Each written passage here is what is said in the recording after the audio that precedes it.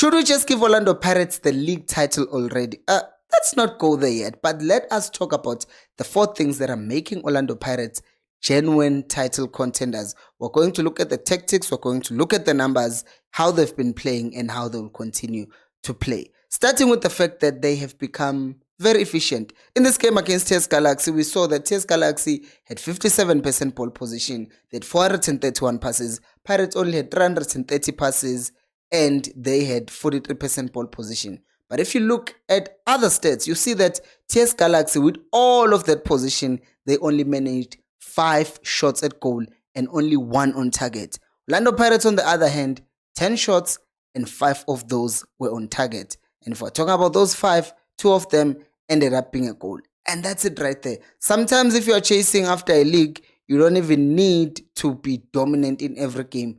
But sometimes you must be able to just grind out the results. And I know some of you will get touchy-feely when I say TS Galaxy had more of the ball, but it's just the truth.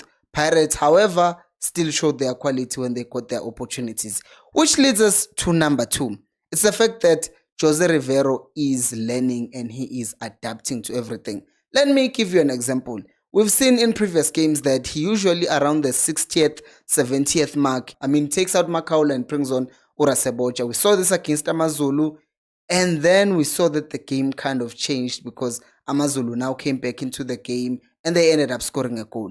In the game before that, Imakesi, there was too much rotation. Makaula wasn't there because I think was injured as well. And all of a sudden, they just got destroyed 3-0 before halftime. And then they tried to come back in the second half, but it didn't work in the end.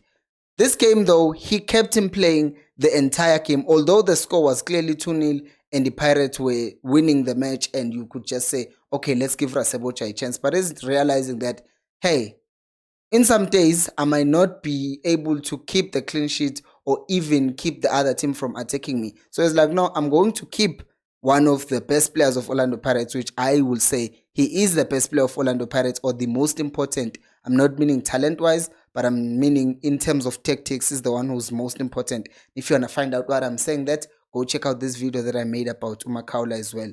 Now, the other thing that he is learning on is the fact that even as the game is going on, you will see that Umonyane in this game did get injured, but before we even realized that he got injured, it seemed like TS Galaxy were actually targeting him. In fact, before he was taken off, there were just 2 attacks that came to his side and it looked like he was getting exposed. And this is not his fault, right?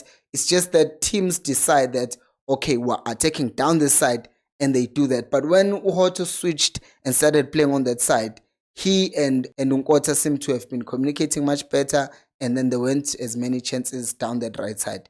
Which brings us to the other thing, because TS Galaxy were really pressing them man-to-man in that midfield, and they were struggling at times. So we saw that there were some adjustments that were made by Jose Riveiro. We saw that Ukabelo Dlamini, instead of being in front of the double pivots like Umbata and Makaula, sometimes they just dropped and seemed like he was playing as a right back.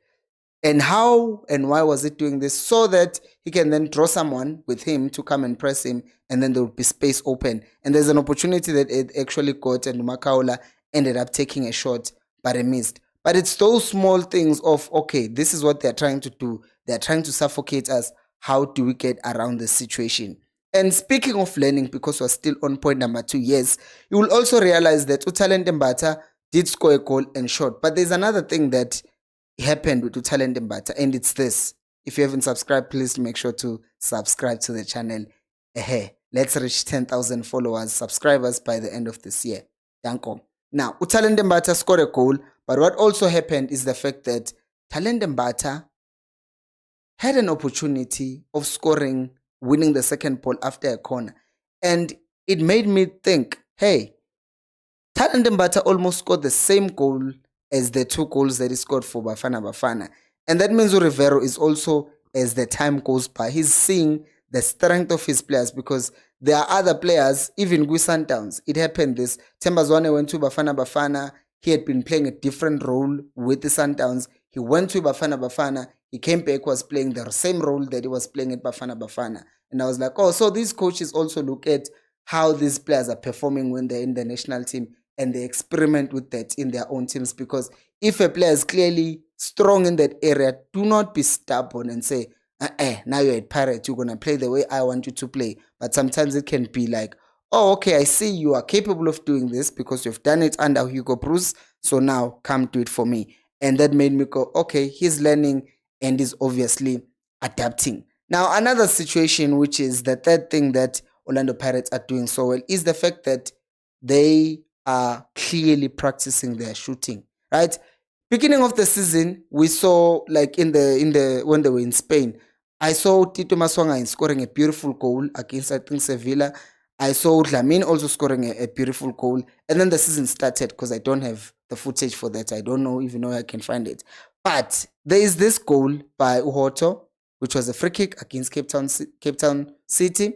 There is this other goal against Richards Bay, which was a free kick by Kabelo Dlamini. There is a goal that is just still fresh from in our minds by Unkota, the goal that he scored against Amazulu, shot outside the box, right? Mfukeng's goal today, he shot outside the box. It's telling me that these players are clearly practicing for situations whereby they are unable to get in the box. So they are just going to shoot from outside the box, and guess what? They will be able to get goals because, I mean, it's not always the time that you're going to pass the ball into the net now, is it? No.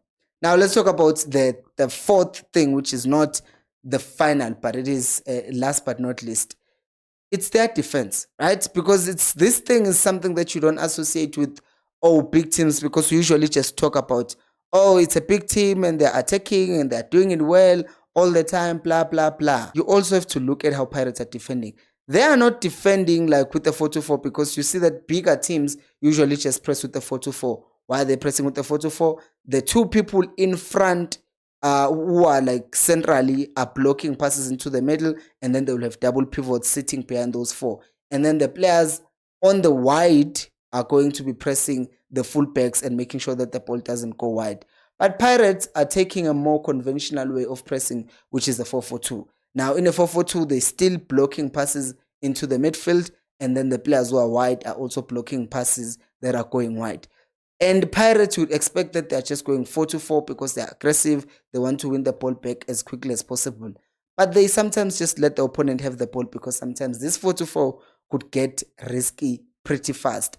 And the other thing, they don't get frustrated when they have to defend. When they have to defend, they have to defend. There was a moment between the 38th minute until the 40th minute where I just noticed that Pirates were just sitting in their half that whole time. Now, were they playing negative football? No, not really. But what they were doing, they were realizing that it was time for them to just absorb the pressure, be compact, and make sure that TS Galaxy does not find a way around them. Do like the video and subscribe to the channel. Help me reach 10,000 followers by the end of the year. Yeah, that's it. What did you think of the game? Let me know down on the comment section below. And I'll see you on the next one. Bye-bye. If you're a Chiefs fan, there is another channel, if you don't know, by the way, that is called Nation Fan TV, where you can watch analysis of games of Kaizer Chiefs. Yeah, see you there.